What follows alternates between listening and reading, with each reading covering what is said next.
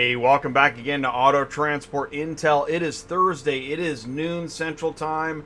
That means it's time for Dispatching Live. Don't forget, Auto Transport Intel goes live 4 times a week. Tuesday nights live, Wednesday afternoon, Thursdays at noon with Dispatching Live, and Fridays at noon with Cars on the Move.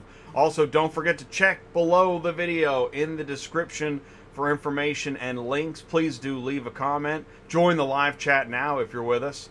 And tell your friends. Please like, share, and subscribe. Also, don't forget to sign up for the Cars on the Move monthly roundtable. We've got information on that today as well. But before we go to that, let's go live with Sue. And we're looking at the load board. Sue, how are you doing?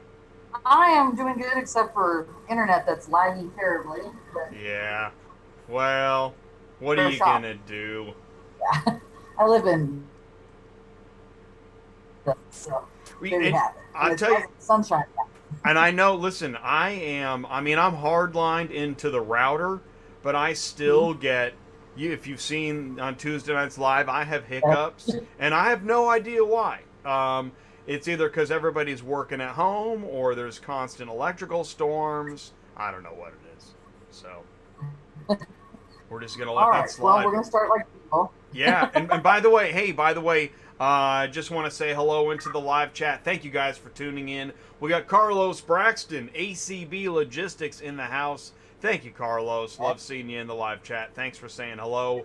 And Babur Asimov. Hello, hello. Nice to see you guys. Well, thanks, Babur. Thanks for tuning in. By the way, Dispatching Live is your opportunity to ask a dispatch question, ask a broker question if you want to, and post a route that you're having trouble with or a dispatch question, whatever it is. Put it in the live chat. That's the purpose of the show. Oh, Bob Burr says, can you please tell me the Coparts and Seaports zip codes where you're trying to avoid Copart? Ooh, I like that, Bob Burr. Did you hear that? Well, Copart where? Yeah, we're at Copart where? Well, that's a good question. All right, so Bob, let us know where, like cities and states, and we'll start there. And I can Because tell you. I'm sure that Yeah. you know some, right, Sue? I used to know some. Oh, I know. I know most of them. So yes. So Yeah. if they tell me what state they're in or what city they're in. And then also you can go online and just go to www.copart.com and it will give you a list. Same thing with IAA. And you can go state by state. Hey, It's will you real pull easy that and up? effective. Can you pull up Yeah. Copart.com? Yeah, let's see that. Yeah. And it will usually even give you, like, for people who do want to do them, it'll give you the dates of when they do auctions and stuff like that. Go ahead and do a Okay. Control plus plus a couple times. Make the screen a little bit bigger. Sue's going to Copart.com right now. Ooh, that truck's a beauty. That's the one you want to load. So all you do is you go to locations, Okay. and then you're going to just put in whatever state you want, and it's going Okay. to tell you Cool. where their locations are. Let's all right, let's Wow. assume let's go with Alabama. Let's say I'm in Birmingham, Alabama. So I click on it, then what? Then it's going to tell you that it's in Huey Town. Here's the phone Hueytown. numbers when they're. There you go. And there's your city, state, and zip. And this way, anywhere you're going, and if you think you want to avoid a Copart. Now, by the way, I'm not saying. I just want to make this clear because I always want to make it clear. I'm not saying Coparts are bad, but I do understand that if you're not wanting a salvage vehicle, it's going to affect your load. Then yeah, you're not going to want to load a salvage vehicle that you might be taking a chance. But we've all been there. Right. We've all done that, right? Right, and here's the good part with Copart though. You can put in a lot number, which I think I have one because I'm picking up one from there tomorrow. Probably not. And you can look at the pictures. So it helps, like if you're not sure if you want the vehicle or not, we can do that. Hey, can you give me a Copart number over there? Right. So you Lot. take the Copart, no, you take the lot number, right? Yep. Take the lot number and what? Plug it into the search bar. Where do you Put it in here. Yeah, and then it's gonna. Hold on, I'm getting it for you right now. Cool. And this is a big thing. This again, thank you guys so much for tuning in on a Thursday. The whole point of Dispatching Live is to help you dispatch better. So what Sue just did is she put the lot number into the search bar, and there it is. Yep, and you have to have the lot number. Okay, so Yeah, this the is a lot car we're number. picking up tomorrow. You can see right now that this tire's screwed up because if you look on the other side, it's straight. But this broker was nice enough to already inform us that this was going to happen and that they have a way to get it off when we get there. That's your number one thing is the delivery part, and if it's messed up like this, you're going to want to make sure. Now, don't get me wrong, I have them lie to me all the time on delivery, so this also is at your own risk. I am a 3-car. I'm putting this on the very back end, so I'm not really worried about getting it off either way. It's not that bad. But you can look at all the sides of the cars, check it out. The other thing you need to worry about at Copart is sometimes they have sublots, and it will say in this section right here if it's at a sublot. This one is not. But if you click on this, this shows you the actual address of where it's sitting at, which is Greenwell Springs, Louisiana. So there's another one for you. Greenwell Louisiana, Springs, yeah, right. But I actually have 2 picking up there going to Atlanta tomorrow, so it makes my life a little bit easier because this is a 3-car. Anyways, IAA is, I think, pretty similar. So like, the only thing you can't do with IAA is look up the pictures. The only time I can get a picture to come up is if they haven't paid for the car. So it's few and far between you can get them. The other way around it is if you have the full VIN on a car for IAA, you can put in the VIN on a Google search and it will send you, it'll take you to it and you can look at pictures that way. Okay, so here's where they're at on IA, and there's where you list for your auctions, and it says locations. Okay. And then this is going to do pretty much the same thing that Copart does. It's just will not give you particular information you want. This one's kind of cool though, because this, like, if you do IAs and Coparts and say the load boards are slow and you're looking for a load, you can look on here and see what day the auctions are, so that you know if you're sending a person to a particular area, that auction is happening the day before. It's the best time to do it, because usually they're not going to pay for them until the following day. They may list them, but you want to watch them. But like, this is weird. I don't know why it does. Birmingham should be in there. Okay. Anyways, so you can go to all of these and kind of see when the auctions are. That way, if you want to grab something, you know when to send your driver into that certain area. Because, like, for example, like for Mannheims have auctions on certain days as well. So, like Mannheim, Mount Juliet, Tennessee, their auction is always on Wednesdays. So you know loads are going to pop up Wednesday and Thursday and Friday out of those areas. If you send a driver to Nashville, that's the time you want to be there normally. Right now, Mount Juliet is still kind of down a little bit. It's not where it used to be. That was a massive auction there. But they got hit by a tornado and then COVID happened. So, you know, that's where it's at. Okay. Hey, did you say couple questions there? This is awesome information. Is there, so on the Mannheim site, does it tell you the days of the auctions? Yes, it does. But you have to, usually what I do is, like, if I go into a specific auction, let me see, I think they list them all on. Oh, by the way, Lot Vision, you know the thing I sent to you? Yeah, Lot Vision. Cars, yeah. Added a whole bunch more auctions to where you can use that app to find your cars for you. Wow. They added about 5 or 6 more auctions to the list. So is Lot Vision another app worth installing if you're a carrier? Or I don't think is there an app? I think you just go to the browser and you put in Lot Vision. I don't have one I can look up. I do. Do you? Yeah. Okay, cool. And Lot Vision's a Mannheim product, right? Yes, it is. And I don't understand why they don't have it at every auction, but you know. So you go, all right, so Lot Vision works best on Chrome browsers. So what do? Go to your auctions location. Yeah. Oh, and these are all the auctions now. And these are the ones that are upcoming, just so everybody knows. All right. They're going to have a whole... So let's say you're a carrier. How do you use it? What do you do? Going to go... That should be on there. Yeah, it is. Where do I go? Because the purpose is to help you find your vehicle faster, right? Right. You unlock it. Because a lot of times you go in there and you can't find it. Yeah, you have to click on the location. Has Mannheim gotcha. has Mannheim made a public demo of this? How do we not? It's on Central Dispatch a lot. They advertise it because, of course, Mannheim and Central are Right, one and the owned by same. Cox. Okay, so go to Central. It was advertising as So up. if you're Yeah. just tuning in, what we're doing live is we're trying to figure out how to use lot vision, because I have not seen an explanation of how to use it. So we're going to figure it out here live on So Auto you Transport can put Intel.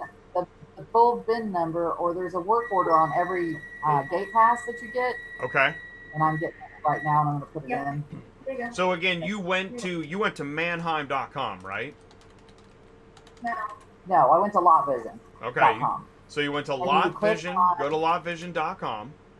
Click on the auction you're looking for, and these are all the auctions right there. Okay. And I'm looking at Are you Mannheim. sure it's LotVision.com? I know this seems ridiculous, but I can't find it. Well, that's what I put in was LotVision. It comes up and it says mymannheim.com /LotVision /. So I'm gonna go to LotVision. I go to LotVision.com. It says coming soon. That's what I put in and went to it. LotVision. You can just put in mymannheim.com /LotVision /. I love these kinds of exercises. I mean, because this is what easy peasy looks like. All right, so you go to go to mymannheim.com. Then what do you do? And then you're going to pick the /LotVision /. All right, so if you're a carrier, what you need to do is type into a browser mymannheim.com /LotVision /. All right, I'm going to post that. Okay, so here we go. I'm going to post that in the live chat. All right, now we're there. Now what do we do? Now you scroll down, because it's going to say all this stuff at the top. You scroll down and you pick the location. These are the actual locations. Okay, pick one of those So Mannheims. All right. And we're going to go to Mannheim, Atlanta, because that's where my car is. Cool. Click on Mannheim, Atlanta. And okay, cool. Here we go. Gotcha. Now what do you by plug in your It VIN? says VIN or work order, and the Okay. work order is the number directly under the SKU, where the black lines are. So that's what I'm going to do right now.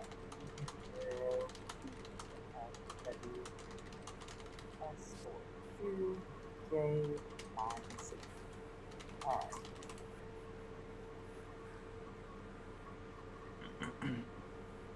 Here I typed it in wrong. Let's try it again. So I know I've said it before. If you're Cox Automotive, you're welcome to come on Auto Transport Intel and show us how this stuff works. Otherwise, I guess we'll just figure it out ourselves.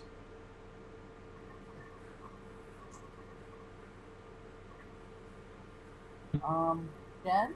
yeah. It doesn't say this car is there. He hasn't picked it up, right? No, that's not the work order. The work order is this. No, one. but you can put in the VIN too, and I put that in. Oh. Okay. I just always put in that. I've never put in the VIN. Okay, well, don't try the VIN, because apparently that doesn't work. I don't know if it does or not. I've never tried it. Hi, Jay. How are you? Hey, what's going on?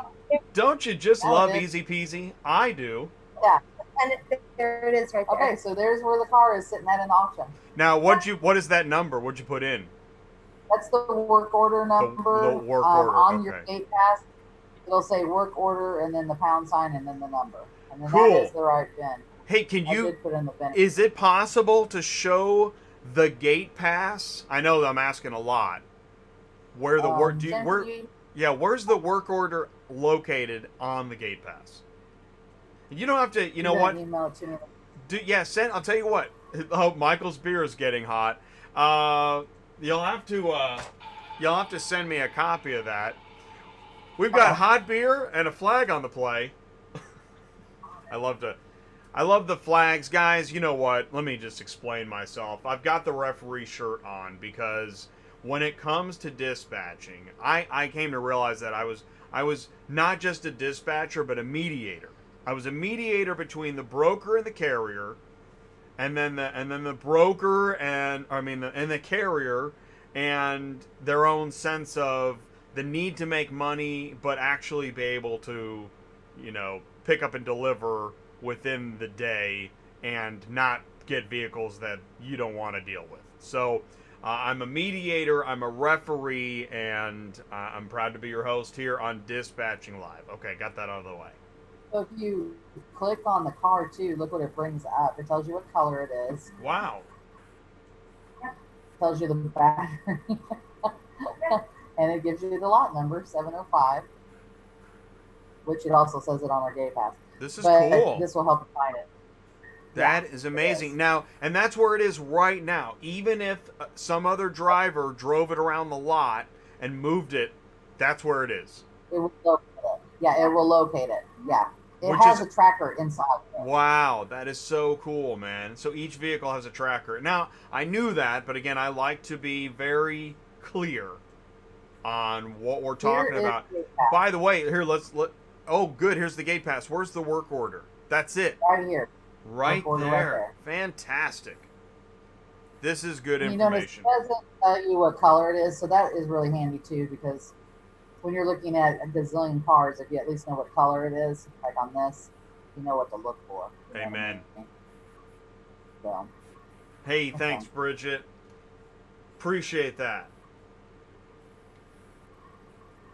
David says it's great till you go look and it keeps jumping around. Right. So there you are, and oh my gosh, it's moving. It's like when you're trying to kill a roach and the thing keeps moving. Okay. okay. All right.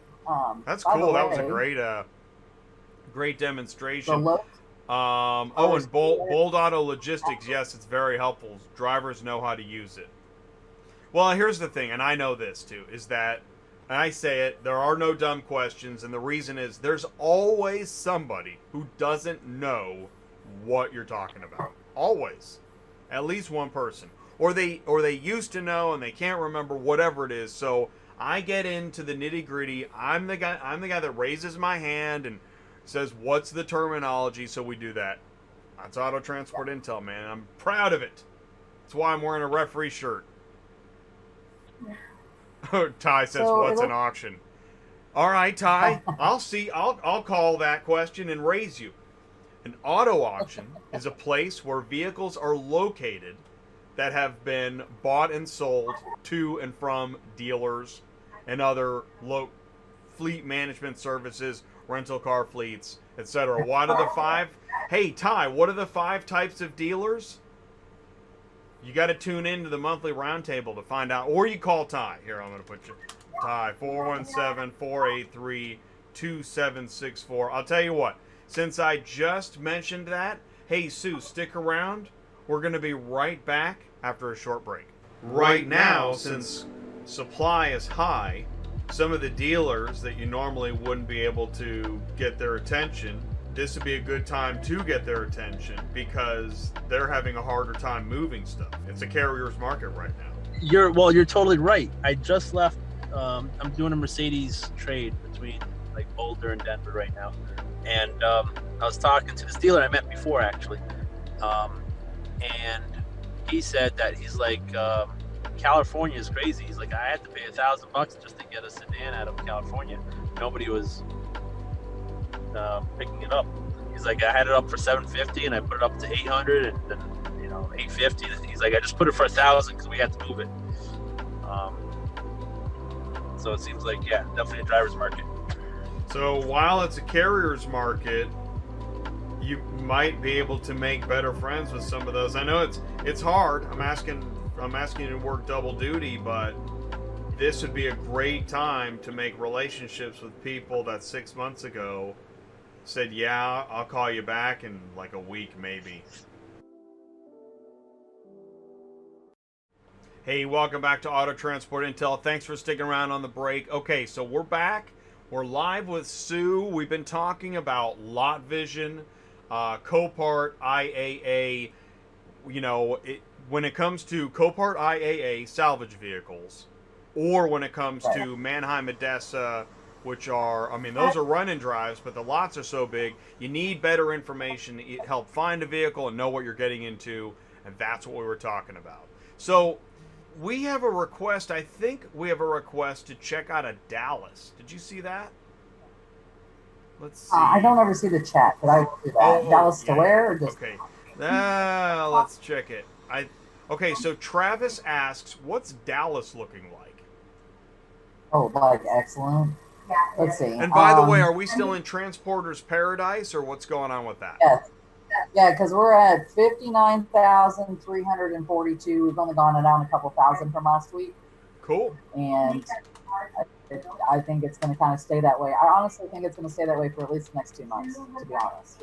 I can't imagine in 59,000 loads taken care of, plus adding to that, you know what I mean, to where they're all gone or back down to normal. So, and people are still buying cars and buying houses, so you know that's where it goes. All right, so Dallas, I'm just going to put the all. We'll just do that. How about if we do all with a minimum of $500? Okay. And we'll put a minimum of 70 cents a mile. That's right. It's really good out of Dallas. That's good. Let's see some gold bars. Lucky sevens. Here's the deal. Okay. This is the dart of dispatch knowledge. We're throwing it at the dartboard. Hoping for lucky sevens. Well, what we got? That is too cheap for enclosed. We're going to see a lot of trucks. It's Texas. Yeah, we are. Here's a 4-pack going to Shreveport if you're going short miles. Dallas but to it's 4 Shreveport. One It's pick, 4 4 drops. drops? Ah. No way. No, Not for and that. it's not long enough. I mean, unless you're doing the short runs. Yeah. Maybe. My guys do a 500 to 700 is what we do every day. But honestly, I let's see, don't think they're paying enough right now. No, not for that. I mean, honestly, I probably wouldn't do that for less than $800 because it's not worth my time. You know what I mean? And I agree with you. $800, and I'm speculating there's also things we don't know. Oh, I'm sure.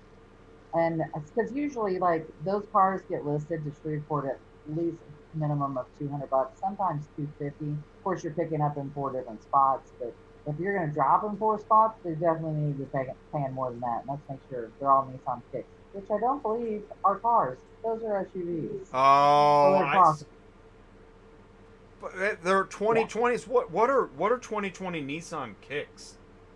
What is that? Let's look at them. Is that a foreign make? Nissan Kicks. It's something new that just came out.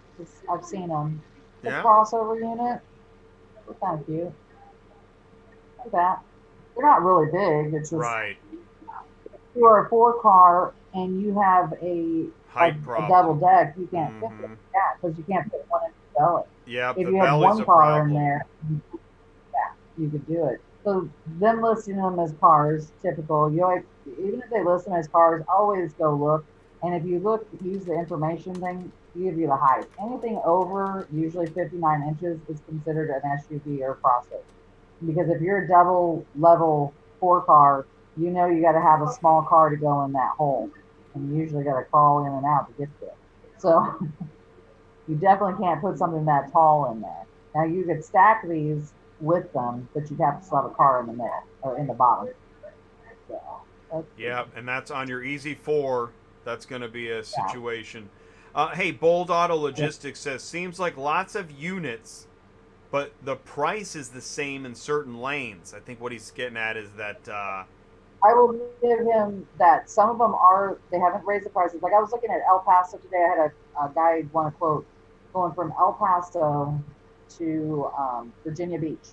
And I went to look at the comparisons, and they were like 55 cents a mile. I did not give him that quote because I don't want it sitting there, because it looks like everybody that had it listed have them at that, and they're not moving. They've been listed since 7-9 on some of them. So people are going to have to learn that even on regular run like areas and stuff like that, you're going to have to raise the rates. And if it's someplace like El Paso, it definitely needs to be paying more because not a lot of people can do that run. I was just going to say, actually, it really irritates me when a location like El Paso refuses to negotiate. I know. I mean, it's like, come on, man. It's El Paso. Yeah. But that's how they're looking at it from the other side of the coin. Well, yeah, you're lucky to get out. Yeah, you're right. Right? But who wants to go there if they Yeah. get out? Which is why I don't send drivers to El Paso. I think I've only been there a few times. Marcus Huntley says, I initially tried to get an enclosed carrier to transport a 2020 Suburban from, and he puts the zip codes, got no bites for 2 days. I switched it to an open transport this morning and got a driver within 2 hours. Yeah. What's the zip code? Well, so I'm going to say a couple factors. Number one, it doesn't sound like it paid enough for an enclosed carrier. I don't know what those zip codes are offhand. And also, Oh, he didn't get the codes. Okay. I thought he did. yeah, I'm going to go with those factors. But that's awesome, Marcus. And I mean, This one, is- I don't know wow. I don't know the miles on the Suburban. I don't know the exact condition. I'm sure it looks great. Overall, I've heard a lot of transporters say that, you know, a vehicle that you might assume needs enclosed transport actually doesn't in some cases. We're talking more like collectors' cars and right, Those are high enclosed, end. But I think there's a lot of even rather new vehicles that travel on open transport. I think that's the case. So, but you know, you take your chances no matter what you do. Marcus The says it only was difference with better insurance usually. well. Okay, so Marcus said it was listed for $13.50. Open transport, it ended up at $10.50 from Topeka, Kansas to Culver City. Huh. That's Wow. interesting. He got it moved from Topeka to Culver City for $1,000. That sounds like a That's probably decent. about right. Well, but given all the competitive nature right now, that sounds like a reasonable. Like he didn't have to pay a lot. That's not I bad. don't think that's bad.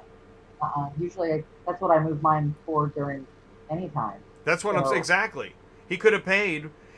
Here's the thing, Marcus. Here's where you got lucky. You could have paid $13.50 for open transport right now. Yeah. I mean, it's And a also, Suburban. I think, You got the right yeah, there you transporter, go. Yeah, Or- and then or you on top didn't. of it, or you did. enclosed. Also, I'm I've sorry. noticed there's not as many enclosed out there. I've noticed a lot of enclosed being listed, and a lot of them not. It's hard to get an enclosed Well, transporter.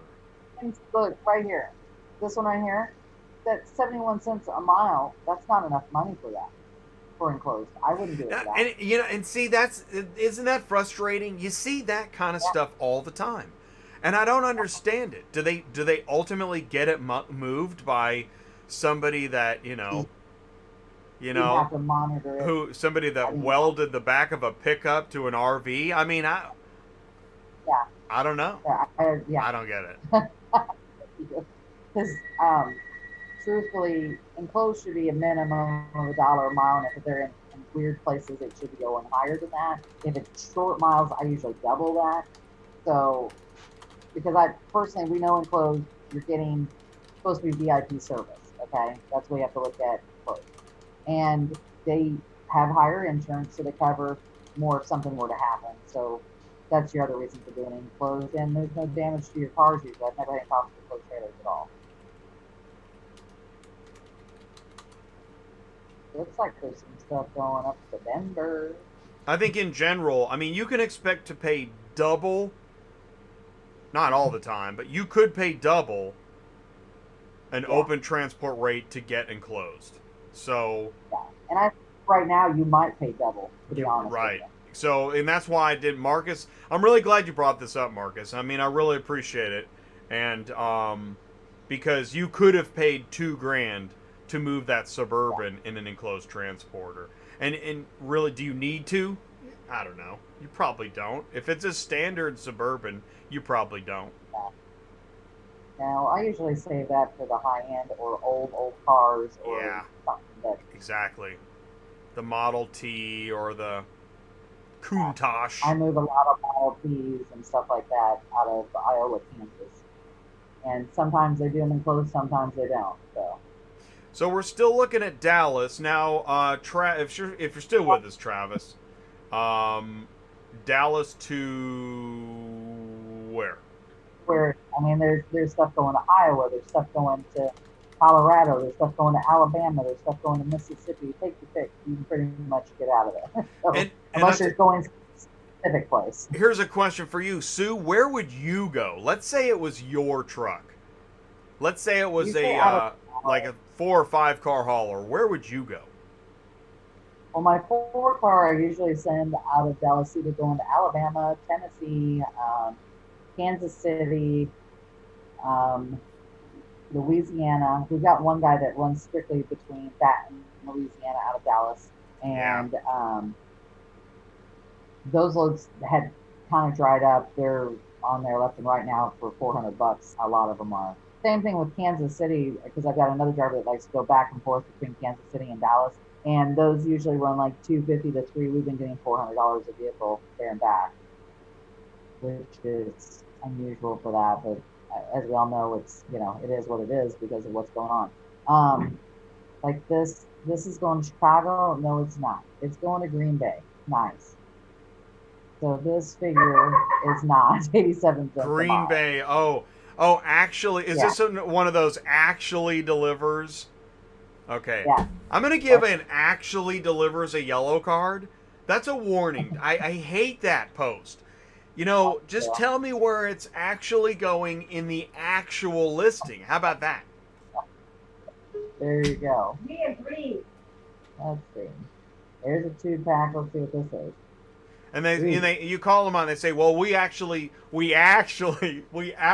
already have that actual post, but this is an additional post." And I said, "Well, why actually have an additional post if you actually already have the actual post?" And they said, "Well, we're just trying to get people's attention." And I said, "Well, you know what? There's all kinds of ways to actually get attention that actually includes the actual information." Let's see. There is some stuff on there to Louisiana, but it's only going to Alexandria. Stuff going to Minnesota on here. It just depends on what you can carry, too. I mean, because some of the stuff is big stuff. So you got to watch that if you're a smaller car hauler. You're not going to take these 3500s and these F550s. And this is not even close to paying enough money. That's a tow truck. That probably weighs, what, 15,000 pounds? Oh, my God. Easy. Actually, for $1,000. Wow. Yeah. That's insane. It's not actually a truck. It's an. It's a tow truck. Oh man, I think I've. That's it. I think I just. I think I just broke a weld in the trailer. Got some great live chat questions here. Bridget asks, well, she says she's having a hard time finding carrier for Ligonier, Indiana, to Louisville. Where's Ligonier? Is that up north? Oh no. Ligonier. Hopefully I got it right. Ligonier. I'm gonna go with Ligonier. It's 150 miles from Indy. So where is it? Oh, it's up north by Michigan. Yeah. And those are tough, but I mean it's northwest of Fort Wayne. So now what you could do is you could post it in like Kalamazoo, Michigan, actually picks up in Ligonier. but you'll irritate me if you do it. Yes. Which no. Honestly, that's probably part of the problem. Nobody's seen this because it's over 100 miles from Indianapolis. So if they're looking in an Indianapolis radius, they're not going to see it. They might see it in Elkhart. What kind of vehicle is it? And I'll tell you what I think you should probably have it listed for. Let's see here. What kind of vehicle? Bridget, let's get the vehicle. We need vehicle, year, make, and model. And then what kind of pickup location, what kind of delivery location, and is it a run and drive? That'll help. Here's the thing. If you put, if you do the trick, let's just call it what it is. If you do the trick where you do post it in many places and then actually picks up. Listen, if it's posted for a lot of money, if you've irritated me with the trick, but you've made it up to me with paying a lot of money, okay. I'm just letting you know. So if you're gonna pull a trick, make it up to me.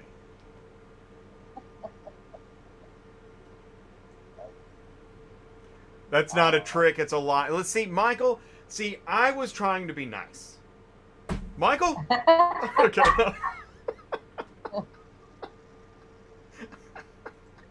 I try to see both sides because it is hard to get cars moved, but there are some companies that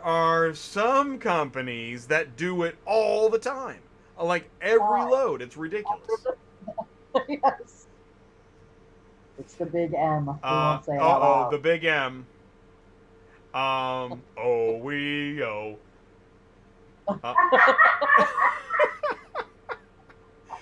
Let's see here. Oh, Bold Auto Logistics. Bold Auto Logistics. Where do you usually go from Kansas City? Like what? Dallas to Minneapolis is a good vertical, right? We usually go from Kansas City. We go to Dallas. From Kansas City, we'll go to Indianapolis. Kansas City, we'll go to Louisville. We love going to Ohio or Michigan out of there, but those loads are kind of few and far between because anytime you get to Michigan or Ohio or Kentucky, you know that you'll make bank out of those places. And like I just had a guy that was in Kansas City. We were in Kansas City to Dallas. We picked up a 4-pack that went to Nebraska. We picked up another 4-pack out of Nebraska that went to Oklahoma, Tulsa area. So we were just zigzagging back and forth. But I took 3 4-packs in a row. And you know as well as I do, that doesn't happen very often from, bang, bang, bang. And then I've got a 3-pack of big ones he's picking up out of Oklahoma going into Tennessee as well.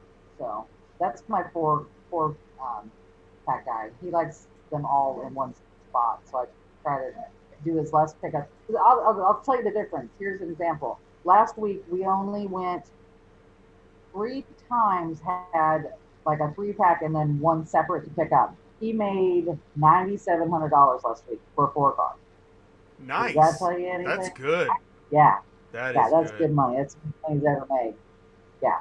So sometimes you may take a little bit less money for a 4-pack, but if you can turn and burn it, you're going to make that up in the long run. That's what you have to remember. Sometimes picking up in 4 different spots for just a little bit extra money, if we're talking only $100 or $200, don't do it. Take your 4-packs, take your 3-packs, and turn and burn it because you're going to make more money in the long run. Let's see here. I think that were you answering the Kansas City question also? Yes. Okay. Kansas City to Dallas. Kansas City to Dallas. Dallas. It's easy to get out of, or Kansas City, San Antonio, or Austin. I don't usually do Houston. Houston's kind of a pain. Yeah, Houston, you can get stuck down there a little. Yeah, and even though there's loads right now, they're just still not better than picking up out of any of those other places. So if you can avoid Houston, plus Houston traffic is a nightmare. Well, so hey, Bridget's got it's a 1986 Chevy CK10. I'm assuming it's a run and drive, but I want to hear that, Bridget. Is there any problems with the vehicle? She's got a poster for like $2 a mile. So maybe people aren't seeing it. So maybe you should, Bridget, why don't you go ahead and, oh my goodness. Am I going to suggest to Bridget that she try the actual trick? Okay. Oh, is this how it starts? Is this how you know that you're at the beginning of the end when you start recommending magic tricks? Well, she may be in the situation where she has to because Ligonier is in a not so great place. Yeah. How far it is from Fort Wayne. So do this. Post it. Okay, so how about this? Let's be methodical. Let's not just post it everywhere. Why don't you post it as either Elkhart or Fort Wayne? Right? Well, no, don't do Fort Wayne because Fort Wayne will be in a 100-mile radius of Ligonier. And you That's gotta something that's going to be out of the 100-mile radius. I'm surprised. Ligonier and Elkhart. Elkhart. I'm thinking someplace listed in Michigan first. Like Battle Creek Yeah, or 'cause Kalamazoo? I'm thinking like almost Grand Rapids.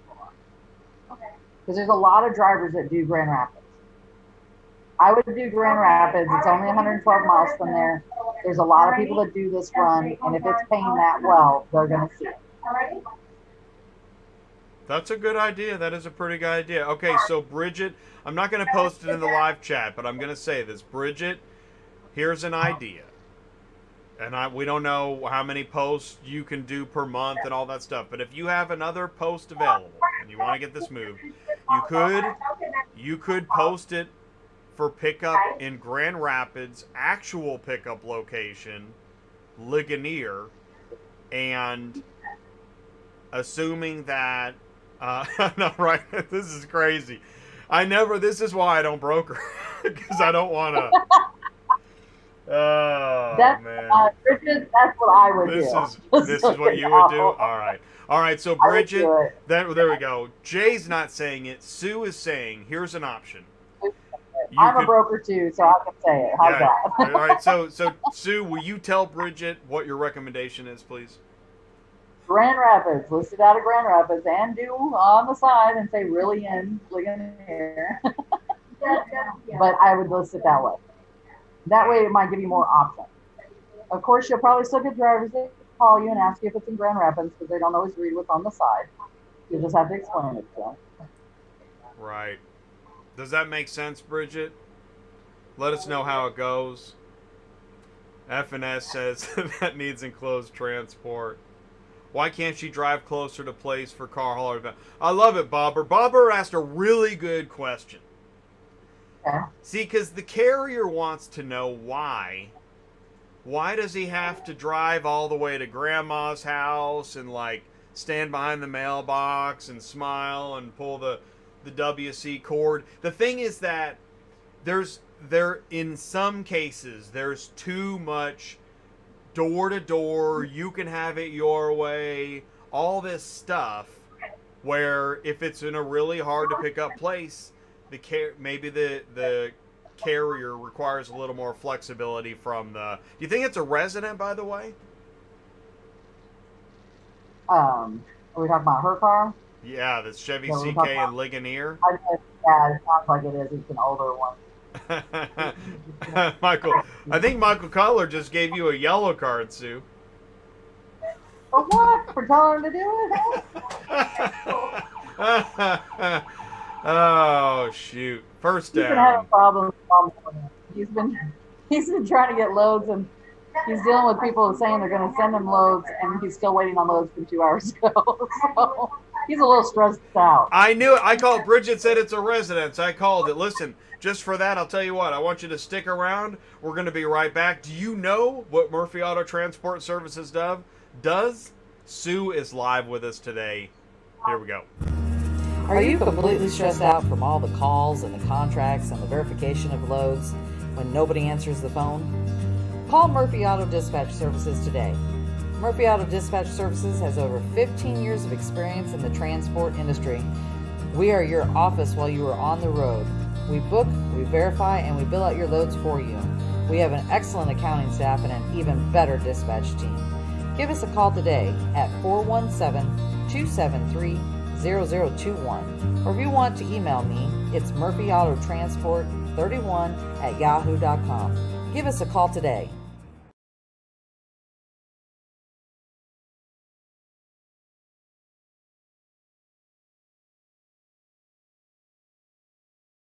Murphy Auto Transport Services. Sue is a friend of the show. She's my co-host every Thursday at noon on Dispatching Live. She's here right now. And if you got a question for Sue, dispatching question, broker question, maybe you're a new carrier, you got a question, you can ask Sue. She wants to help and she wants to keep you loaded. So, thanks, Big Will. Thank you so much, buddy. So, next question is, what routes are you watching? What are you doing right now? Right now, I had one fall through, and I'll show you what I'm looking for. Okay. Yeah, there's always that. Got my guy already loaded out of Louisiana to go home. He's in Memphis. I had a third vehicle that was supposed to be coming in, going to Baton Rouge, and it is not coming through right in here. Pick up tonight, drop Saturday. We've been waiting for this since yesterday, and now they want us to pick up on Sunday. Obviously, as you all know, we're not doing that because we're there already. So I've been trying to find a vehicle to cover it, but I can't really take any of these cars because they're backtracking. We're taking everything into Baton Rouge, and I've already picked up everything in Baton Rouge, so I can't go there and back. So this would work, but it's way up north, so I don't really want to do that. So right now I'm still trying to find worst case scenario to pick up tomorrow. So you have that puzzle piece, and you're just trying to get it to fit. Yeah, and I mean, over here, I don't like messing with cars for under like $250. So I know it's a bummer.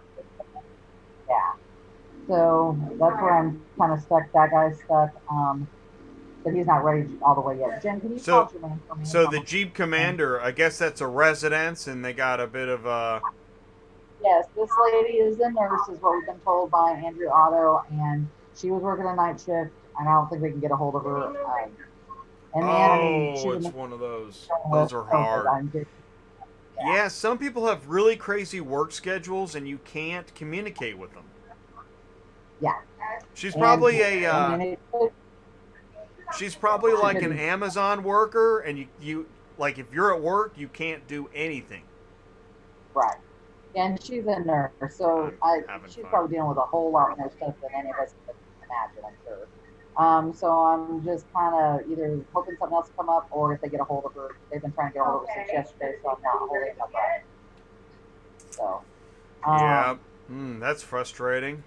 So, yeah. So right now, I don't have a third vehicle, and it sounds like he's having a problem picking up one of his vehicles on the line right now. Where's the driver? Is the driver near? He's in Memphis right now. In Memphis. Memphis. There's a bay number on there. It's not there? No, it's probably that's the rail yard. Oh God, he's probably not at the railroad. Okay, so there's a rail yard in Memphis, and he's there trying to pick up it, and they're telling him they don't know anything about the car. Oh jeez, that's happening right now. Yes. Yeah. So you got your detective hat on? Yes, well, you know how the rail yard is. They don't know what the hell's going on. No, you can't. It's really hard to find people at rail yards because I think most people are like, well, it's in the bay. Check the bay. Do you have the bay number? I mean, did you check the bay number? I mean, bay number. Well, here's the problem. The bay number is literally it's spray painted on the ground. It's not an actual bay. Some people don't know that. I had a driver go time. He's like, there are no bays over here. And I kept saying they're on the ground. And he finally said, I'm not looking anymore. I'm like, it's not an actual bay. It's on the ground. That's awesome. That is awesome. And here's the thing about rail yards. There's a rule for rail yards. Just so everybody knows. Do not move that car from that bay spot. Oh, do your inspection. You can't move it 1 inch. If you move it 1 inch and there's damage on it, you're responsible for it. So all you do is do your inspection, go to the guard shack, have them sign off on it, and then you have to move it then. But don't move it beforehand, whatever you do. Wow, that is good advice. That is very good advice. Hey, FNS says, what's your opinion? Tell them what's going on. What's? Another location. Okay. All right, go ahead. Sorry, No, it's okay. You guys you're doing detective work. Yeah. I forgot. We are part detective. It is we're part dispatcher and part detective. You're always doing that. Yeah, oh yeah. Time, anymore, we'll get dispatch sheets that have no information on it on a regular basis. So we're always hunting and pecking and looking for the stuff because, of course, they're useless. I'm criticizing my own brokerage here, but I don't do that. So I actually even verify the car before I send it to a driver so that they know it's all good. Oh, how about this one? Here's a question. Raise your hand if in the last 24 hours you've heard somebody say, text me your company name. Oh, that's a regular. Text me your company name. That's every day. That's almost every load. It's amazing, isn't it? But What I mean is, Sure. I mean that's all they say. Hi, I'm Yeah. calling about a load on Oh. Central. Text me your company name. Yep. Oh, They don't even but ask we what haven't talked about. Wait a minute, I haven't even mentioned what load I'm looking at. Yeah. Text me your company name. Yep. Don't have time for you. Do it. Okay. That's right. Wait a minute. I don't even know if it's a run and drive. Text me your company name. It's Yeah. funny. It's funny stuff. But yeah, FNS says, what's your opinion on the lane Columbus, Ohio to Harrisburg, PA? Ew. Well, let's go look it up. Yeah, that's what I'm going to do too. Now I'm going to look at the map and just give my opinion based on the map and what I recall. Well, I mean, I do Columbus, Ohio a lot, and I do PA, but I don't usually go up as high as Harrisburg because my driver lives in Wilmington, Delaware, so I do more Philly or lower New Jersey and stuff. I mean, there's nothing wrong with Harrisburg, PA. I've actually never seen anybody do that lane as a lane. But which could be good. That could be good. I have a feeling it might not. Hold on. I mean, like Wheeling has loads. You just got to know what you're doing. Wheeling is southwest of Pittsburgh. So It sounds like a hard route, though. It is. It's going to be Harrisburg. It's going to be tough. You'd be better off to set up a Philly or lower New Jersey back and forth because those are always there. That's a regular thing for those. Well, you must live in either Columbus, or, this could be one of those things, right? Lives in one of the cities and then has, I'm family. assuming maybe lives in Harrisburg because Columbus is always easy to get in and out of. I just put in a Harrisburg, and you see all of the stuff is going to Maryland. There's one. Oh, that's a motorhome. Can't take that. Let's see. This one is going west of Harrisburg. Here's one actually going into the Harrisburg area right there for 350. But that's only two so far. Here's another one, but this is northwest in Columbus Grove. There's another one in Dayton. You have to go to Dayton to get it. Harrisburg is. I would combine it with the Philly if you were going to do that. If you lived in Harrisburg, I would combine them together. And if you end up close enough to home, 100 miles, then you go home. You know what I mean? So FNS, we're close. So FNS lives in between, which I asked, but I'm going to guess either Pittsburgh area or like Morgantown, West Virginia. But I don't know if I'd rubber band between those two cities, right? No. Like maybe more. Although, actually, what's happening probably is he could be back home, right? Right. Hit Harrisburg or Columbus and make it back home. So I get that. Let's look. If you go from Columbus to Pittsburgh, that's quite a jump. But there is many options there. So let's just look up Cranberry Township, which is a big Indiana, PA. Okay, so he's northeast of Pittsburgh. Which, see, now this could be good because there's a lot of loads going to surrounding areas of Pittsburgh. So I guess what I'm thinking is trying to find pickups on the east side of Pittsburgh all the way to Altoona that go somewhere, do a one-night stay. For example, that's what you want to do, be home every other night or something. Right, be home every other night. But I know it gets expensive with motels, etc. But that's why we used to, like with John, right? That Pittsburgh Atlanta loop, man, that was great. Yeah, right now it's not doing. Right, that was actually, right now you could probably, I don't know, maybe Atlanta. I don't know if I've seen a lot out of Atlanta going. I know there's stuff going down to Atlanta, but I don't know about Atlanta coming up to Pittsburgh. But here's what I'm thinking. Why don't you plug in Indiana, PA, do either a 25-mile or 50-mile search around that to, like, I don't know, the southeast. Okay, so Indiana, PA to the southeast, is that what you said? Yeah. That's my guess is like a maybe. And this is what, when you're route scouting, you're kind of guessing. And then again, that's where the whole, I know you don't need the demonstration, but that's what this dart is all about. Is we're gonna throw some darts and take some chances before we actually book anything. We're not booking anything right now. We're just looking. Well, I'm looking out of Pittsburgh to see what's gone here going to Atlanta, which looks like there's quite a bit. Oh, he was running from Michigan to New York. That's good. There's a bunch out of Pittsburgh going to Atlanta for sure. Let's see what this is.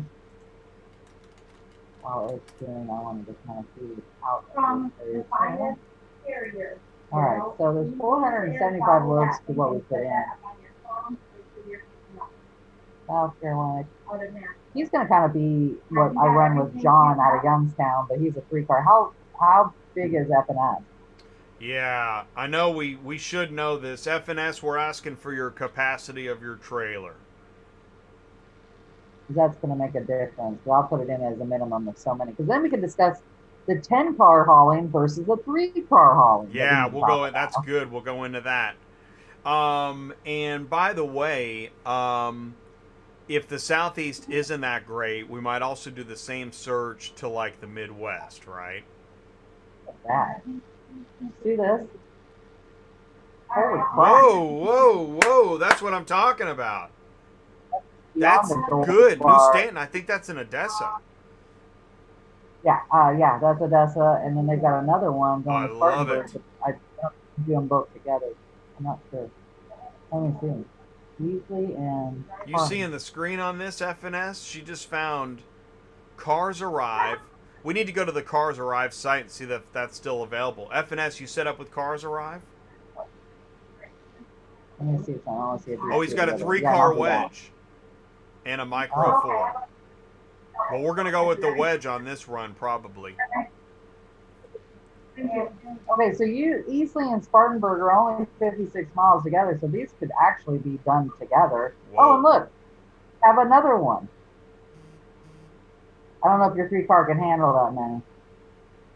Like some of my 3 cars are big enough, they've got the extensions. But look at that. I mean, that's a killer load for somebody. That, man, wow, that is awesome. All right, so let's go over to CarsArrive, see it's available. What's your tractor, F&S? You driving a truck or a semi? Because if it's not a semi, there's no way you can take those 3 trucks. I mean, no. Somebody's going to disagree with me. Yeah, it's on here. This is the one that's paying $2.06 a mile. If I had a driver there, I'd be grabbing that. That's awesome. John's not ready, otherwise I'd grab it for John. No kidding, no kidding. John would love this run. He'd be all about it. How much is that? Yeah. Shoot, man. It's $1,100. That's $3,000 right there. That's $3,000 $3,000 for 550 miles. Yeah. Dang. That's killer.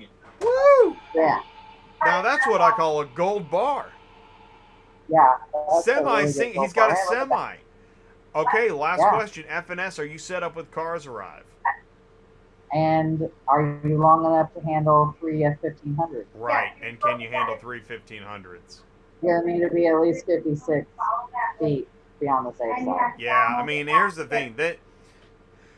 Now, let me ask you this, Sue. Would John take this load? I couldn't fit all 3 of them. He couldn't, could he?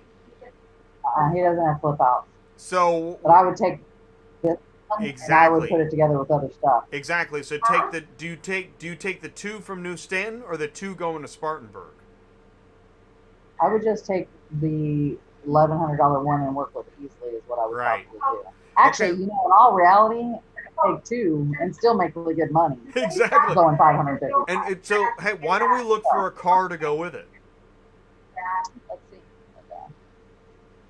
Yeah, I think 3 trucks. You're gonna get a cowboy at a station on the way, and you are going to hate it. It's the finest carrier logistics. That's the broker, and they have. I'm going to put it in South Carolina and North Carolina. That's where we're going to go through. The only way I could fit a 3rd vehicle on with this, is if we found freaking Mini Cooper, which we all know ain't gonna happen. So I would probably just take that for $2,000, go 550 miles, and keep on trucking down the road. Yeah, don't even pick up a car? He wouldn't be able to fit one. I would seriously have to have a Mini Cooper to make it fit. Okay, I'm with you. All right, so you're taking the 2 trucks, and you're just going with 2 trucks. Yeah. I would go with 2. And then you're just, yeah. Another one that's down. Yes, they do. So $2,000, Yeah, I mean, 550 550 miles, still great money. Yeah. Oh yeah. Maybe a Matchbox car. Yeah, I'm not seeing a Matchbox car anywhere. Everything's trucks. All right, here's what we're going to do. I'll tell you what, we're going to be right back after this. I want you to stick around, and then we're going to talk about how many cars, if you're driving a 7 to 10 car hauler, how many different pickup locations, delivery locations is reasonable? Because is it the same as a 3 to 4 car hauler, 3 to 5 car hauler, where you're going to pick 5 separate, drop 5 separate? Are you going to pick 10 separate and drop 10 separate, 9 separate, 8 separate, whatever it is? We're going to talk about it. We're going to be right back. Thanks for sticking around. Auto Transport Intel. Have you noticed Truckify links on load postings lately? Did you know that you can use these links to book loads online with Dispatch Center? Simply copy the link and open it in another tab. If you're already signed into Dispatch Center, you will go straight to the booking page. If not, you will be prompted to sign in. Enter your pickup dates and the driver information.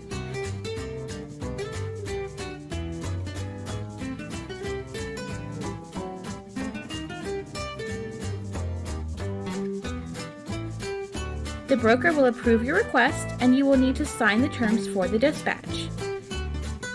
You will receive a text message with a link to sign the terms and conditions, and you can also sign them via the Pending Signatures tab in Dispatch Center. Once your signature is complete, the load will automatically appear in your Truckify mobile app. Get loads 24/7 without picking up the phone thanks to Dispatch Center.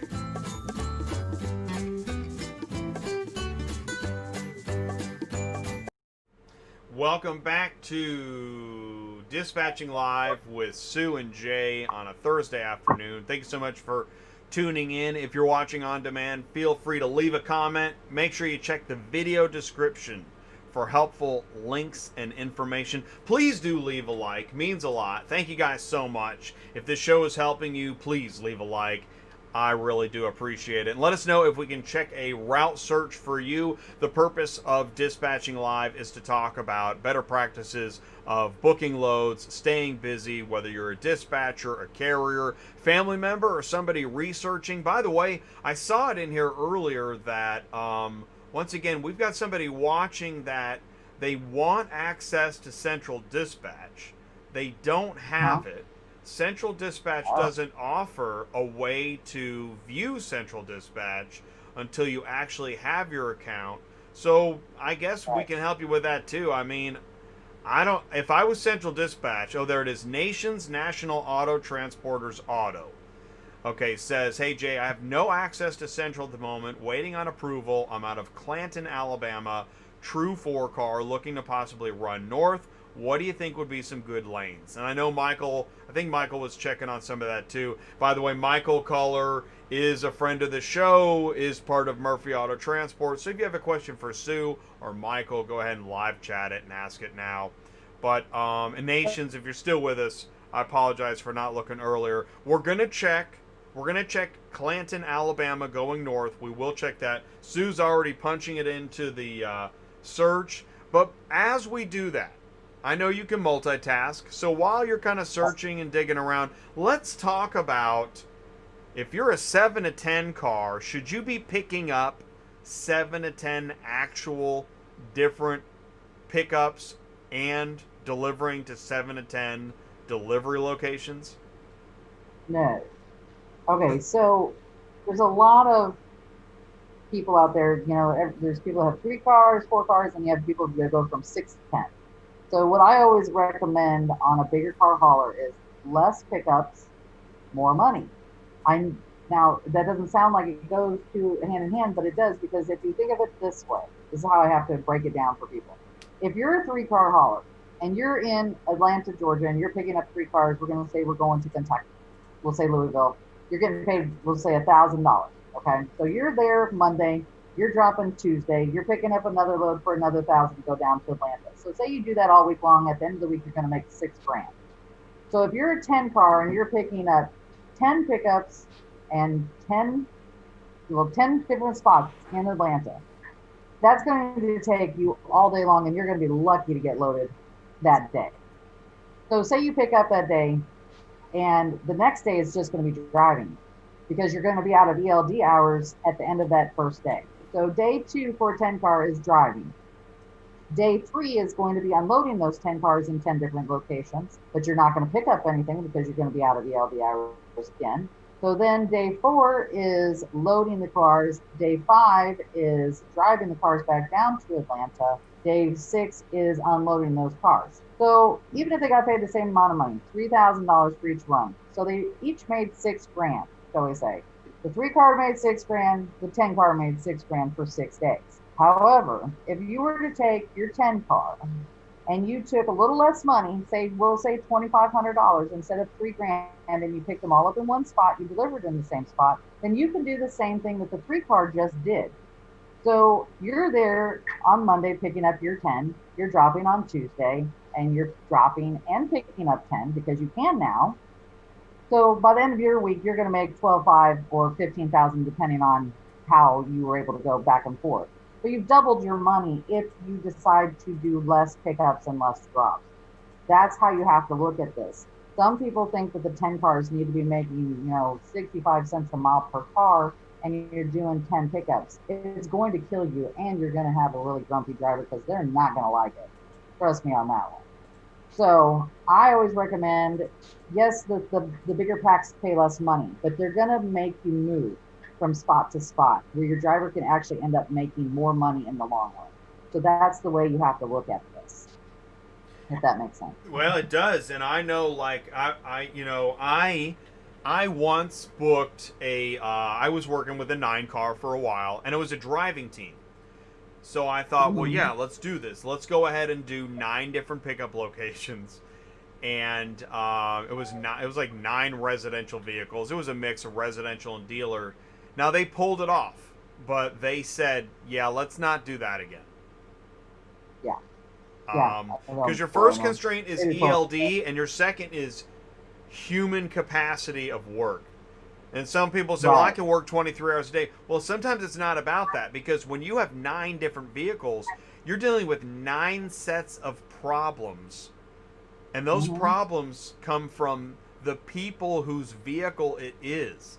That's 9 different hair appointments you're going to work around. That's 9 different sets of expectations of, but I thought the driver would be here at 1:45 and 30 seconds and have the keys, and not to mention all the new parameters with COVID. So there's only a certain amount of problems you can have at one time. Right. And only a certain amount of hours in the day. I've had people want to sign up, and they're like you said, I can drive, I can go 24 hours a day. Well, that you can do that, but the dealerships aren't going to be open. The Manheims aren't going to be open. You've got to deal with other parameters here other than just yourself. And a lot of guys think you can drop anytime they want, and you can't. You have to drop during the customer's business hours. And if it's a residence, you're not dropping off a car at midnight, because if you do, guess what's going to happen? You're going to get a call the next day saying you damaged it. I guarantee it, because they couldn't see it that night. You know what I mean? Because it was dark. Plus, you'll have people pissed off, so I don't recommend it. Well, that's right. And that's the thing is, and that's where we end up with, the Facebook smackdown about, oh, these types of drivers and those types of drivers, and it gets really, really gnarly. But some of the onus is on that type of driver. Drivers that think they can just drop in the middle of the night whenever they want, you're going to get a lot of phone calls. You're going to get a lot of people that are like, listen, I think I know why you wanted to drop it in the middle of the night. And, it's not worth it. There's a certain amount of humanity. We just have to allow each other. You need them to not be at their hair appointment when you're going to pick up the car, and they need you to not drop it at midnight. Right. I had it happen actually. I had not at midnight, but it was at the dealer business of mine over in Kansas, and his lot is right next to his house. Now, keep in mind we're talking old cars, so it's not a big lot. He buys and sells Model T, but he was heard something outside, and there's the transporter at 9 o'clock at night on Sunday night sitting in his yard, and he walks over and he's like, the guy demands cash right then and there, and says, "You're going to pay me, and I'm out of here." And so, of course, he called me up, throwing a fit, which I don't blame him. And I'm like, they're supposed to give you 24-hour notice, and they knew your business hours were Monday through Friday only. Personally, if it had been me, I would have said, "You're going to sit." Sorry. Catch me on Monday. That's when I'll have the money for you. This is such a wild industry. Yeah. It really It is. It is Right. weird. And that's why it's so interesting that there are many companies that they got people on the phone and that are making all kinds of door-to-door promises, and that's all happened before there was ever a carrier. And then you get the carrier, and he's like, "Listen, I'm not leaving a chocolate on the pillow. Yeah. I'm not doing it. I'm not. That's not me." I've literally actually had them ask us to wash them before we deliver. Oh, I love that one, actually. That one's funny because that gets into a whole nother... Listen, if you're a company that's going to promise a car being washed and it's there at 3:30, then you need to pay. And that's why I like Reindeer. Just have us drop it off at a terminal, and then you pay the money to have a flatbed go do that stuff. Yep, and they do. And I'd much rather drop it to them all the time like that. Sometimes you drop them to the actual residence. I've noticed that lately. The ones we've been taking have mainly been residence to residence. They haven't been just in the post service as much. I don't know why, but they haven't been. Oh, it's the... Okay, so Alabama. Alabama, let's do it. Yeah, and I know Michael's been looking as well. Michael's looking at Birmingham to New Jersey. He's got kind of a lineup in here, so thank you, Michael. That's really cool. I don't like New Jersey, Mike. Okay, and you know what? Hey, there's many ways to... So there's the New Jersey route. All right, let's see what Sue comes up with. Well, it's the only one to go north because I would take this run right here and then move. Well, I saw that too. Look at that. That's a great local run. Did he say he's a 4-car? No. Is it more than that? Yeah, he's a 4-car. 4-car. Okay. Yeah. Dang. I think it's easy. Plus, look at the broker, Ron's Auto Sales. Hey, Ron. Going to him. Do you do this run often? Right? Yes. Where do you buy your cars, Ron? That's what Ty would say. Ron, where do you buy your cars? Because I want to work with you. Set up your own account. Yeah. Yeah. Absolutely. Let's see. What else we got? And you can do that because he posted it.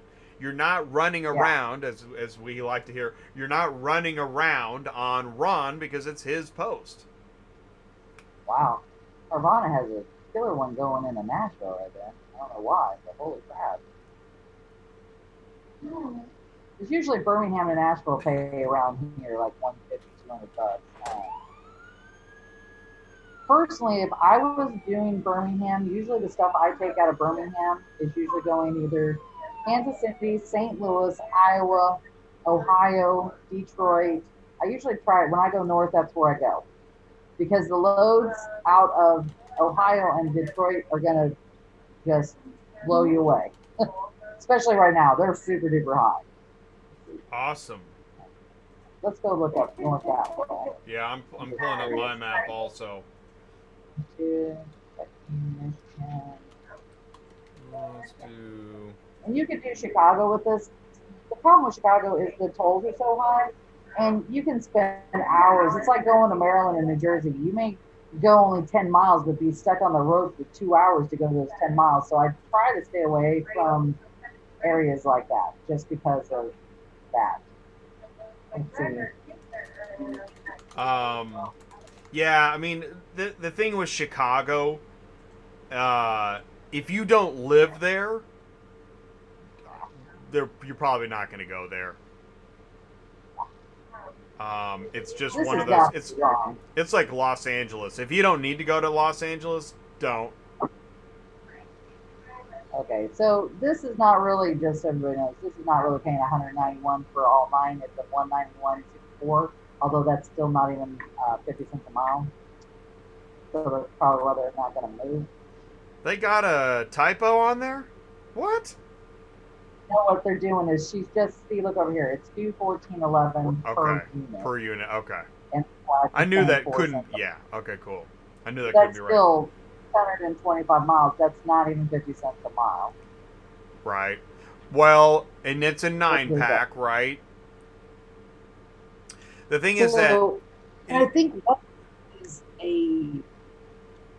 what do I want to say? West Point over there is someplace that stays open 24/7. It's one of their hubs.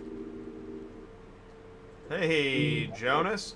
By the way, Jaron Church, he's got a search he wants us to do. He's next. He gave us the zip codes. Check your T-shirt. Check your T-shirt. 1926 is what this load pays to go 625 miles. So that's $3 a mile for a 9-car. That's probably not that bad. Now, he's a 4-car, right? Yeah, that's not. I wouldn't. You could split it up, but I wouldn't do a 4-car with that. No, I mean, on a 4-car. Go ahead. the guy we're searching for is a 4-car, right? Right. But you can split these up, is what she's saying. I was just kind of going over, but it really is paying It's not worth per it. mile for. No, not for a 4-car. I mean, What about Louisville? SCA, Hey, what about yeah. what's going on? Louisville, SCA always pays great. It's just Yeah, $1,500. that's a customization shop. You want to have experience when you haul for a customization shop, though. Don't be new. And just- you can haul. You got to set yourself up with backlots too. This Yukon, the 1,500 now. Yeah. When he says a true 4-car, what does I that know. mean? Is he a flatbed? I Or is know. he 2 on? I I know. don't know Why if the word true? Right. I know. I thought that too. Got some It's stuff funny going how up. language is so delicate. Some stuff going up to Detroit on here. You're gonna have 4 picks that look like 4 drops when you get up to Detroit. Well, buddy, they're paying really good. I don't know where this is, but these are not bad, and it looks like it's 1 pick, 1 drop. Who is this? They have no ratings. Let's see who they are. So we got okay. So we They're a got brand new dealer. ooh, So, that's a tough where's one. Buckley? Rapid City, South Dakota to Chicago. That is tough. I Buckley, think. Michigan is way up north But we'll of check Grand it. Rapids. Hang on, Jaron. We're going to check that. Thank you So so you much, can't Jonas. have That's one nice. big carry. It looks like you got 1, 2, 3 going up to this guy up Ooh, north. truck, van. Ouch. Yeah, I don't know if he could fit, but you Nah, could do I wouldn't even another one. try. See, my Oh. guy could take these. I would send him on this. Really? You've got my a guy 4-car that. What kind of trailer he does he can- have? He's got a 4-car. What's it called? Infinity. He's got a Okay. 4-car Infinity. The first they go. One goes up, one goes up, and then the back end. So he could fit these. I could fit that with no And problem. stop, but you stop I there, would- right? You wouldn't get another, right? Oh yeah, I'd take a 4. Yeah, no, I You could take a would? 4. Wow. Easy. That's a great trailer. Oh yeah. This Transit Connect is a minivan, so it's not a full-size van. If it says Connect, that's the little minivans that they go around and deliver flowers in and stuff like that. Okay. So, Well, yeah, right. I- You're right. Could probably fit another truck on here. Truthfully. That's awesome, man. Wow. But Yeah, he's still, got a 2 trucks, a trailer. minivan, and another truck? Yeah. Wow. I took 4 Frontiers last week only went 400 miles and got paid $1,800. Now, That Frontier, house that's a was- smaller truck, right? Frontier? They're full size. They were still The difference between the Frontier and like a 1500 is they're a little bit shorter. That's what Okay. made it work, because when you put them up in the air, Uh-huh. they were like not even a foot shorter. I think they're only like 6-7 inches shorter. But I can usually take three 1500s and a small SUV in a car. I can take three 2500s and a small SUV in a car. Now, keep in mind, this trailer was like 50 grand. So this isn't a cheap trailer. This is an expensive trailer. Sounds like it. Hey, by the way, Yeah. quick sidebar. Okay, now I realize Jaron has a request. He just wants to check something specific. Will you pull up CarsArrive? Go to CarsArrive. Yeah. And check South Dakota Okay. to Illinois. I think that'll get us where we're trying to get. South Dakota to Illinois. And every it's interesting pro tip, everybody. Every load board is a little bit different, so it really helps to get used to the load boards. The first time you see a load board, you can think, well, I don't know how to exactly search or where to look, but anyways, so it's really helpful. And that's another reason we try to hit the different load boards. So thank you for that request, Jaron. Okay, so it looks like I think that's the one. Well, now wait a minute. Huh? He said it was $240 earlier, but now it's $300. Well, the thing is, they don't always change it on Central as fast as it changes on the board. But also, look at this. It says you can bid on it. Well, so to bid on it, it's not paying very well. Why would?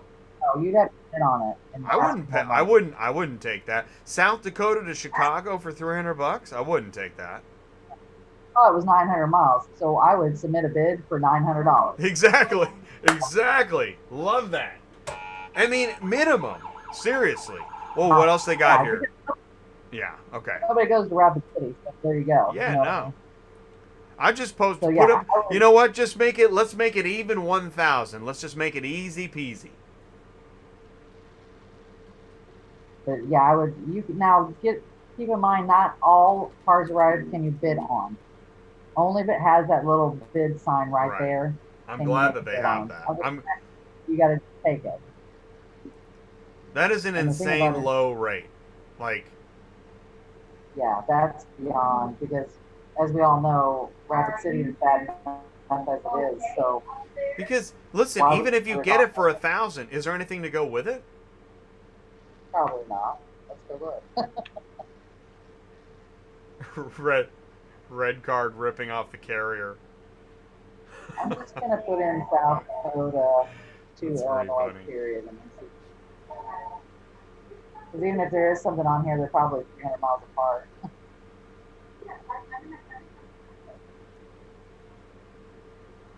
Oh, okay. Jaron is saying that's what he's saying. They have horrible rates lately. Jaron is a broker. It is horrible to quote my dealers when CarsArrive is quoting so low. Oh, man. I'll tell you what, Jaron. I love what you just said. This is a red card for if you are making other shippers think that this is cheap, easy peasy, whatever. That is garbage. That is so irritating. Oh, I can't imagine what it's like, Jaron, for you to have to explain to these shippers that that is a ridiculous rate. This is where I guess maybe it's time to you pull up a whiteboard and be like, okay, here's how much it costs to own a truck. Here's how much you have to pay for insurance. Here's how many carriers are actually running this route. I mean, and here's how much money you're losing per day on the floor plan on this car just sitting there because going back to step one, some jackhole said it was just cheap, and that is ridiculous. So thank you, Jaron, so much. How do I quote my dealer $900 for the shipment when CarsArrive tell them it's $400? Jaron, what you do is, number one, tell them to watch Auto Transport Intel. I know they're never going to do it. Number two, tell them, listen, just because CarsArrive is completely wrong on the rate, it's never going to get moved. Here's the deal. You know, we have a capitalist society. Probably start with the capitalist argument. We have a capitalist society, a free market enterprise system, and the freedom to do whatever you want if you set up a business. Right now, it's a carrier's market which means even in a broker's market, in a shipper's market where carriers are dying for loads, which is what was happening in March, 33 cents a mile from South Dakota to Chicago, it's not a common route. That is not enough money. And now that it's highly competitive, it's $1 a mile. Listen, either don't send cars to Chicago or pay the going rate. Right. And it may not even be Chicago. South Dakota is you can see I put in all of South Dakota going to Illinois. There's only 7 loads. So nobody's going to make a run out of that. Well, and you can't make any money. Listen, look, South Dakota, here's the Ford Explorer. That guy's got it for 300. Clearly there's something going on. I think we have hit a red card route. Because this is nonsense, man. Why would you run Sioux Falls to Illinois? They don't want you to make any money. And if you're not going to make any money, what's the point of doing it? That's another thing. To get me started. Miles, 955. So Rapid City's quite a bit further. So here's one that's comparable. Here's a Rapid City to Bartlett. They have at least 550 on it compared to. But that's still not high enough. Yeah, it's still cheap. Yeah, because you know as well as I do, this is going to sit there for months.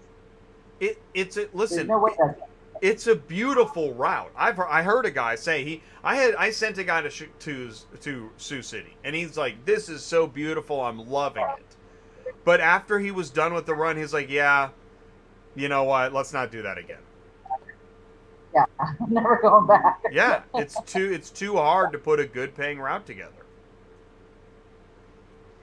And when he's talking about giving quotes and you're backed up against the wall with other brokers giving them low quotes, what I usually tell them too is, and here's the other problem: you have brokers that will tell them they actually have a driver there, and you and I both know that. Right. So they hear that. We have a driver right around the corner. Yeah. Right. And I'll say, I'll say, okay, this is what they're telling you. I'm an honest broker. I'm just going to tell you, this is a hard run. They do not have a driver there. If they do, you can call me later and tell me about it. But I guarantee you they don't. And if you want to go with them, go ahead and go with them and call me back a week later when they haven't moved the car, because they're lying to you. I know they're lying, because we know which broker that is that does that on a regular basis. No, it's actually true. A couple that I know of. Well, and let's hit the compare button. I think we've really found something here. I'm actually pretty excited about this, because this is a problem. This lane is crushing carriers, and they don't care. So these were moved. That's what it's saying. That's carriers. 700. That's what it should be. What kind of vehicle was it? It was a car. That's what it should be. Yeah, it's a car. These are all cars. The lowest one was $475, and yet CarsArrive started it out at 25 cents a mile. So I mean, they're low. Right? There you go, Jaron. You know what, Jaron? Screenshot this. Show it to your customer. Say, listen, I don't have any idea where they got 300. Yeah, but this is what they're really moving for. Yes. Yeah, that's what you should do. Screenshot this and take it over. You should be paying at least 500. I mean, I realize nobody cares that the carrier's going to go out of business next week. I know nobody cares about it, and I also know that it's so strange to me. Many carriers, I know they deserve the money. I'm saying they deserve it, and yet I don't know. How do we get the word out that carriers need more money? We want them to stay in business. That's how you end up with the cheap guys that drop your car off at midnight. Well, yeah, or wreck them and you never hear from them again and everything else. So, and that happens all the time. I honestly wouldn't do this. If I was quoting someone, I would probably tell them $1,000. And if they said that's too high, I'd say, okay, I'm sorry. Moving on. And I tell you, look at this. Bold Auto. It's got some insight here, and I think he's right. That load is a lease return going to the auction. They always pay the lowest on those lease returns. When no one takes them, they will raise the rate. And I know you're right, which is another reason why when you have a salvage vehicle, they're like, well, it's at the end of its life. It's not worth much money. Well, here's the problem. The logistics still costs the same, whether it's a new car, lease return, repo, salvage. I don't know what to tell you. Right. We're not giving So, it away. Same gas, same expenses. It doesn't change anything. It's not the carrier's fault that it's a lease return. That's why in the reference ID they put sweet old lady. For military, please Right, give them a military. discount. Military move. Now listen, by the way, I understand the military. Listen, we should help veterans, but can a I carrier agree. take a discount on a regular basis because he's helping the military? By the way, how much money does the Pentagon have? Can they cough up some money for an auto transport? Well, and here, you think of it this way: they want us to take a cut. Is the broker taking a cut? I bet they're not. Now you've really done it. Oh, yeah. I'm just kidding. Hey, you know what, Sue? Guess what? This show this has been an awesome show, and it's now 1:30. I mean, I love that the show's going strong. I love what we're doing, but there's an amount of discipline. The green boy's just in time for the end of the show. I believe in the discipline of timing, and I think we all do. Right. So what we've said is this is a 90-minute show, and plus, Sue, I know taking 90 minutes out of your day. I mean, you're working. You're still looking for that car in Memphis. What's going on with your guy at the rail? He found the truck. Yeehaw! So, All which right. is great because it's paying $1. It was my truck paying $1.76 a mile, so I did not want to lose that truck. Amen.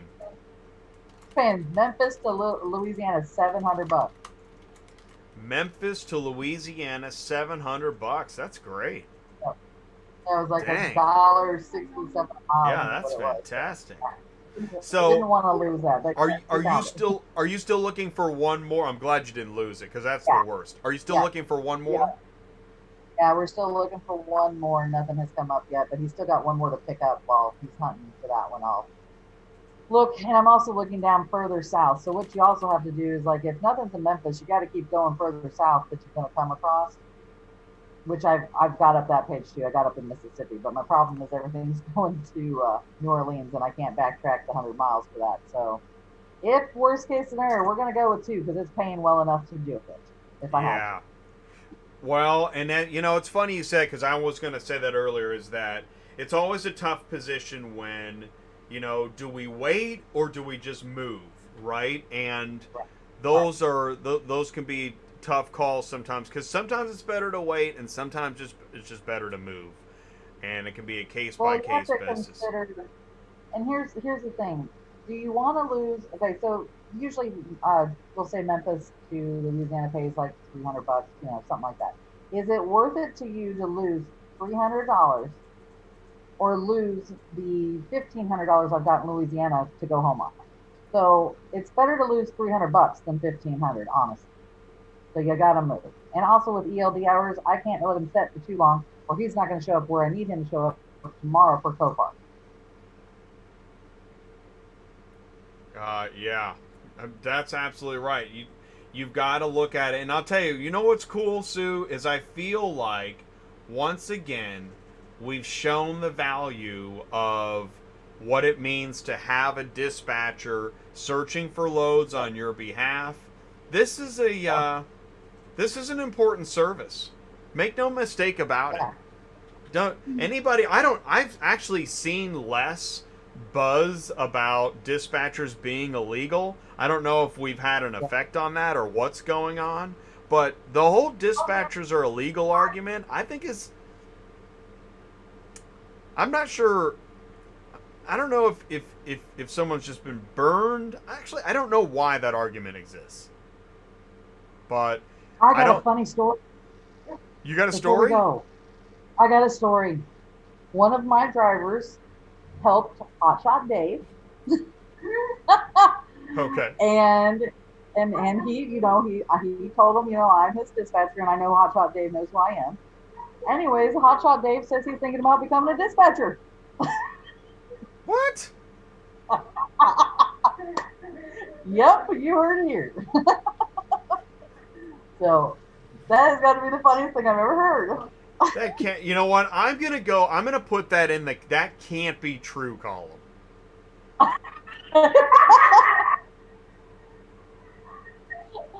Well, I kind of said that to my That car. can't I'm be like, true. "Are you kidding me?" He's That like, can't "No, be I'm true. serious." I said, "Okay." No, I'm sticking with it.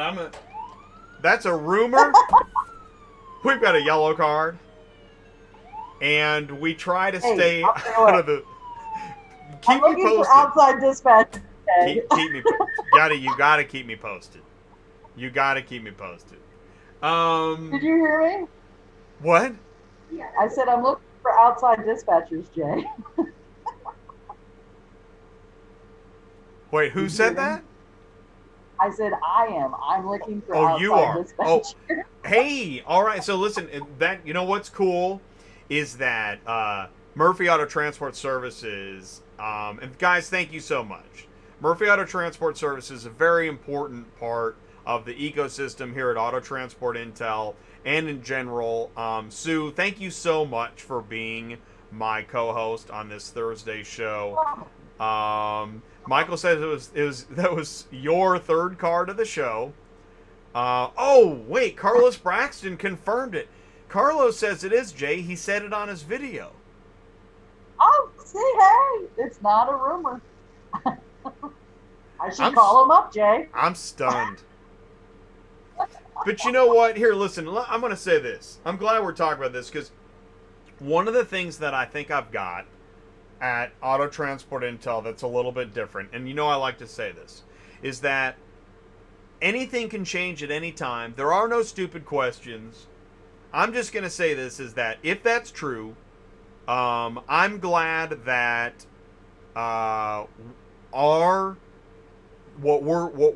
the opinions and information we're sharing is helping others maybe come see the light. Dispatching is not an illegal job, and nobody should talk about it like it is. And many people have. And I have always said that makes no sense. Dispatchers perform a thankless job for not enough money. It's almost as hard as being a carrier. Now, that's almost a ridiculous statement. Being a carrier is extremely hard. The cost, the stress, the pressure, the time, the skill set you need. That's why a $300 car from South Dakota to Chicago. Are you kidding me? Do you have no idea how hard it is to be a carrier? Having said that, being the dispatcher, being the carrier's assistant to help them stay profitable, it's also a hard job. So at Auto Transport Intel, we welcome everybody. Listen, I welcome. He should definitely join the show sometime, talk about it, share the information. This is the only church that welcomes everybody, and I mean that. So if you got something important to share on Auto Transport Intel, this is not the Facebook smackdown location where people smack you around calling you stupid. That's not what we do here. That is interesting information, and I'm still shocked. But Auto Transport Intel welcomes everybody with open arms that wants to learn and grow in car shipping. Well, honestly, if you think about it, he would probably make a really good dispatcher because he's done this. Well, he'd be great at it. Yeah, he would. He would be great at it. Look at how much he knows about the equipment, which is such a big part of being a great dispatcher.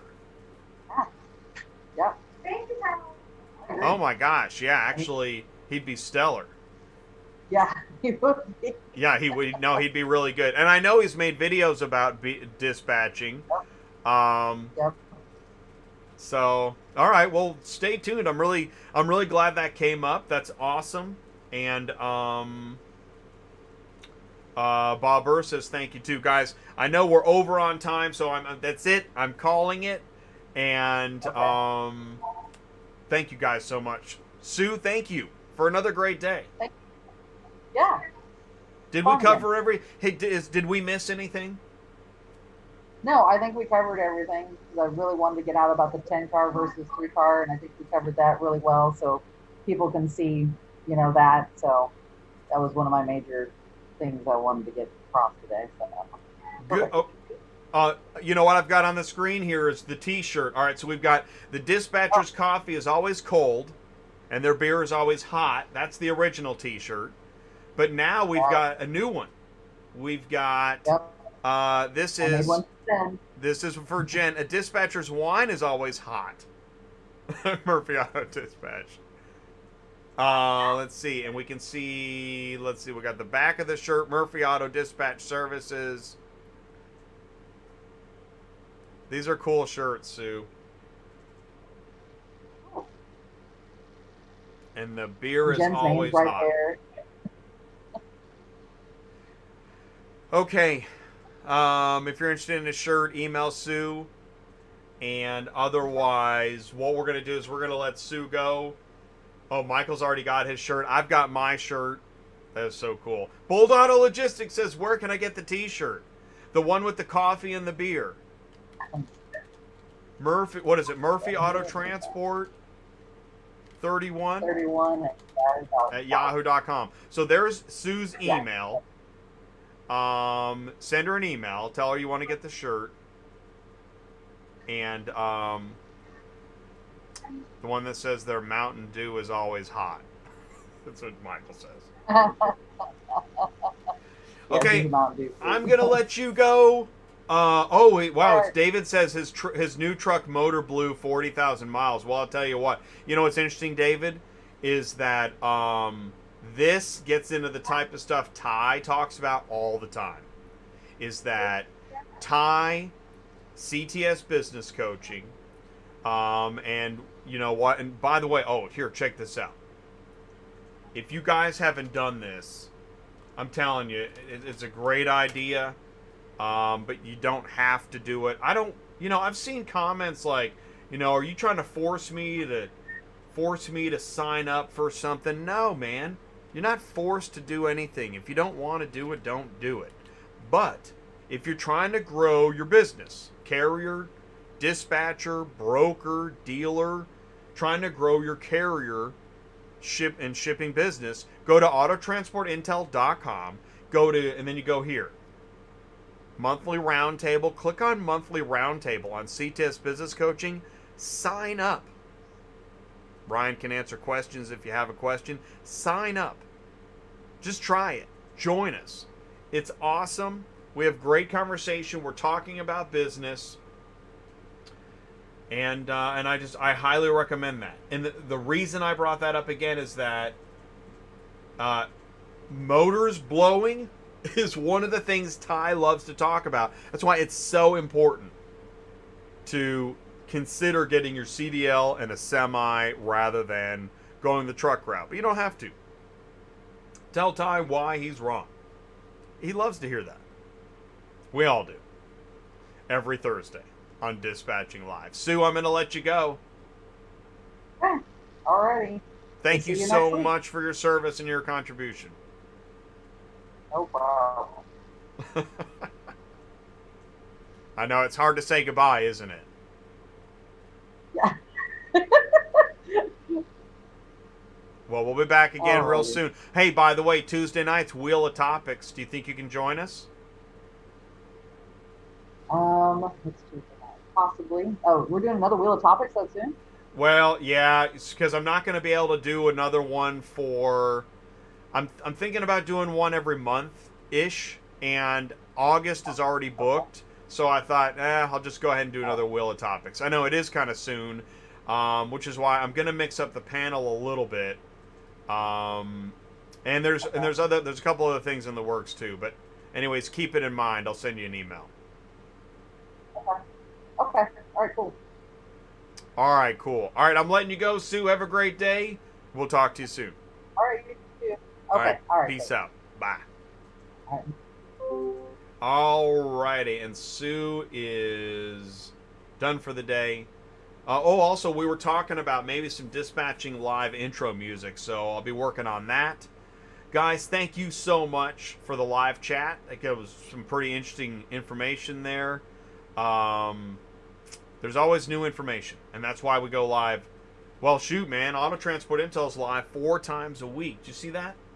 If you don't already know, please do join me every Tuesday night, Wednesday afternoons, Thursdays at noon, Fridays at noon. Don't forget to check the video description down below for helpful links and information. Please do check out Cars on the Move Roundtable. We'd love to see you there and talk to you. This is Dispatching Live every Thursday at noon Central Time. And we'll be back tomorrow for Cars on the Move at noon, Jay and Ty. Now that's a 30-minute show. We're connecting dealers, auctions, and carriers. So if you want to talk about auctions and dealers, it's associated with the roundtable, but it's a live show. And Ty is the man on the street, so you're going to see Ty. Big fan of Ty. Definitely want to tune in tomorrow. Guys, thank you so much. Stay safe. Keep us posted. If there's anything that I need to know or share on industry news on Tuesday Nights Live, send me an email, autotransportintel@gmail.com. Tell your friends. Don't forget to leave a like. All right, Trucking Queen. It's going to be it's not the same intro, but it's a short dance because Tuesday Nights Live is the only time we run the full car hauler. But here we go. Thank you guys so much, and I'll see you soon.